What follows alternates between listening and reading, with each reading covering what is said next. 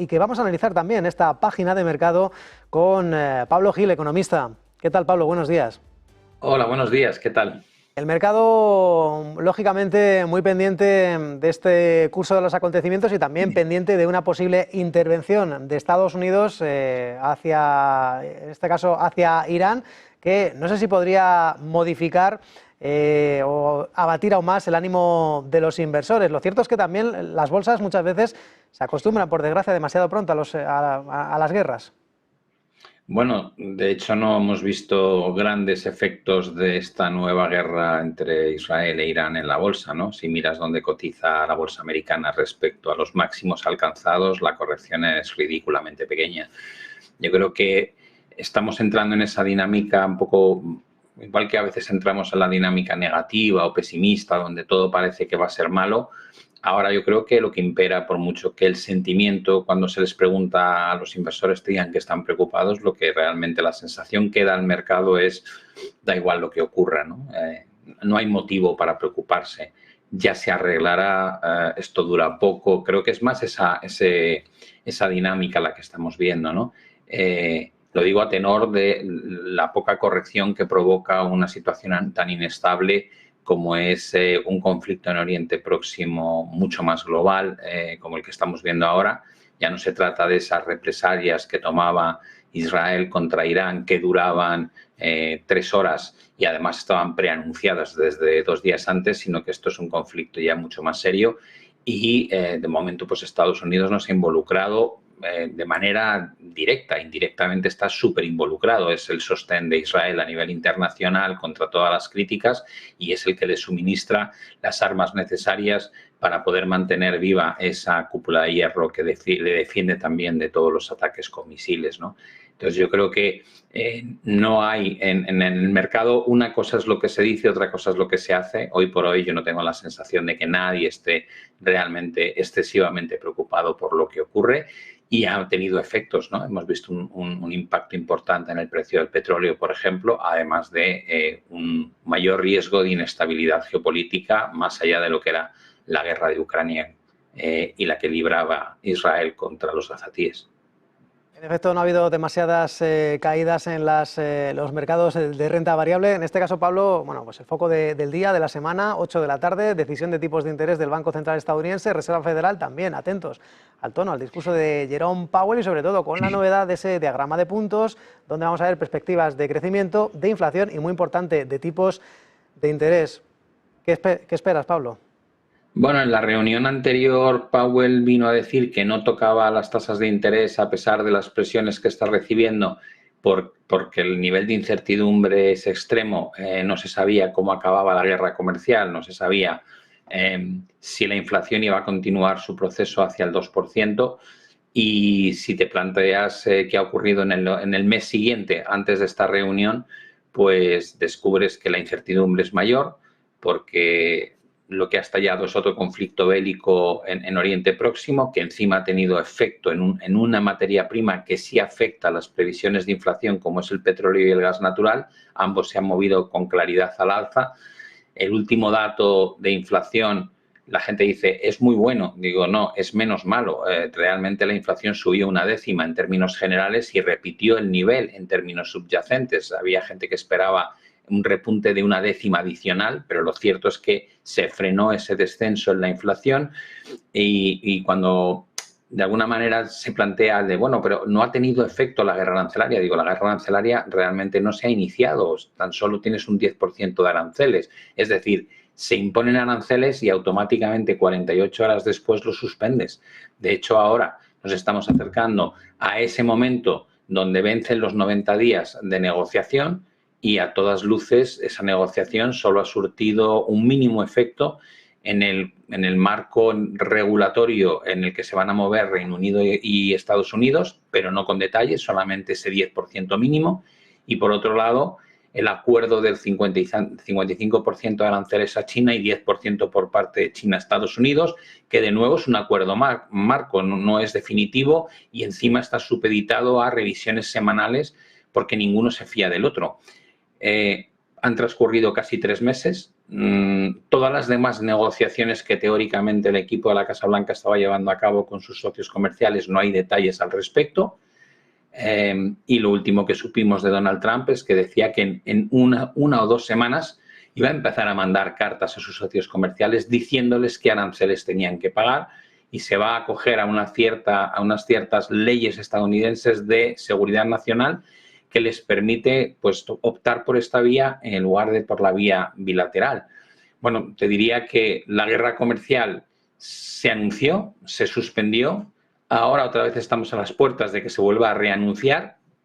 3 meses no han dado para mucho a nivel de negociación y entre medias lo que has tenido es una subida de la escalada geopolítica en Oriente Próximo. Visto con objetividad, no tengo la sensación de que la situación esté mejor ni muchísimo menos de lo que estaba cuando provocó una reacción muy negativa en los mercados. Por tanto, mi sensación es que hemos vuelto a un entorno de demasiado optimismo. No espero que Powell vaya a bajar los tipos de interés, a pesar de que Donald Trump lo llame públicamente imbécil.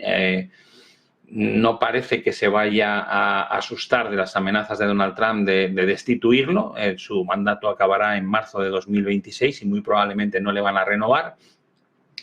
Pero yo te diría que con este grado de incertidumbre, el rebote del petróleo, Powell probablemente esta tarde lo que te diga es que siguen observantes de la situación y que cuando haya un poquito más de claridad, pues se atreverán a mover los tipos a la baja si es necesario. Con lo cual, no me espero un mensaje muy distinto del que ya dio en la reunión anterior, la verdad. Quizá cometer el error de un tiempo a esta parte, o más bien ya pasado el verano y que se pueda ver con algo de decalaje siempre el efecto de los aranceles, pues que cometa el error de, bueno, pues una recorte de golpe de tipos de interés de 50 puntos básicos, como ya ocurrió a finales de 2024, como también ocurrió que, bueno, pues tardó mucho en ver al toro por los cuernos para iniciar el ciclo de bajadas de tipos, asegurando que la inflación era transitoria. ¿Podría cometer un tercer error? ¿Bajar de una tacada a tipos porque se vea que no tiene más tiempo? Podría pasar. Ya sabemos que la Reserva Federal no le tiembla el pulso y si tiene que hacer recortes de medio punto o de 0,75 los hace y si tiene que hacer recortes entre mítines los ha hecho en otras ocasiones. Con lo cual yo creo que Powell tiene un poco la sensación de, más allá del linchamiento público, que me señalen otra vez, como no me he dado cuenta de que venía una recesión si es que ocurriese y tenía los tipos muy altos, pues bueno, al margen de esa crítica, su capacidad de maniobra es enorme. Puede recortar de forma muy agresiva y bajar 1 punto los tipos de interés en 1 mes y medio. No es un impedimento, no tiene restricciones en ese aspecto. Yo creo que lo que está mirando Powell es, tenemos una realidad con la que ya convivimos hace tiempo de un sentimiento que no refleja lo que luego el dato duro, el hard data que decimos, no lo recoge. En este caso, confianza del consumidor ha repuntado en la última lectura, pero previamente estaba a niveles de 2008. Tenemos unas expectativas de inflación de la Universidad de Michigan disparadas, pero como decía Powell, sí, eso soy consciente de que está ahí, pero no veo que se traslade a datos de inflación, de fuerte repunte de presiones de los precios. No veo que el desplome de la confianza del consumidor se esté reflejando en datos de consumo desastrosos. Y la realidad es que sigo viendo resiliente a la economía americana y sigo viendo un mercado laboral muy sólido. Con lo cual, podemos criticar a Powell, pero él lo que te está diciendo es, señores, la economía no necesita estímulo monetario, ya tiene bastante estímulo fiscal, no veo deterioro en el plano laboral, la inflación se ha frenado un poquito, pero va camino del 2%. ¿Por qué me están ustedes azuzando para que recorte los tipos de interés en un entorno de máxima incertidumbre? Es que no sé dónde está la necesidad. Puedo esperar, tomar decisiones mucho más coherentes después del verano, ver cómo ha quedado finalmente la guerra comercial, hacer un cálculo más aproximado de si va a tener o no efectos en el crecimiento y en la inflación y, mientras tanto, veo cómo evoluciona la situación en torno a las guerras.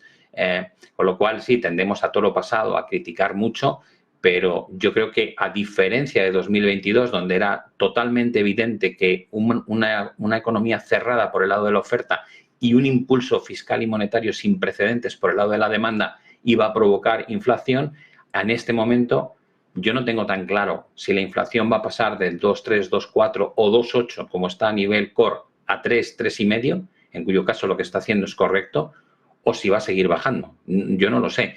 Mientras no vea un pinchazo en la economía americana, creo que lo que está haciendo no es tan descabellado. En Europa tiene más sentido las bajadas porque no crecemos apenas, porque tenemos realmente una economía que lleva en la UCI muchísimo tiempo, lo vemos en los PMIs que siguen rondando 50, todavía no hay ese motor de crecimiento pese al rearme, y la inflación está al 1,9, con lo cual la tesis del BCE creo que tiene sentido.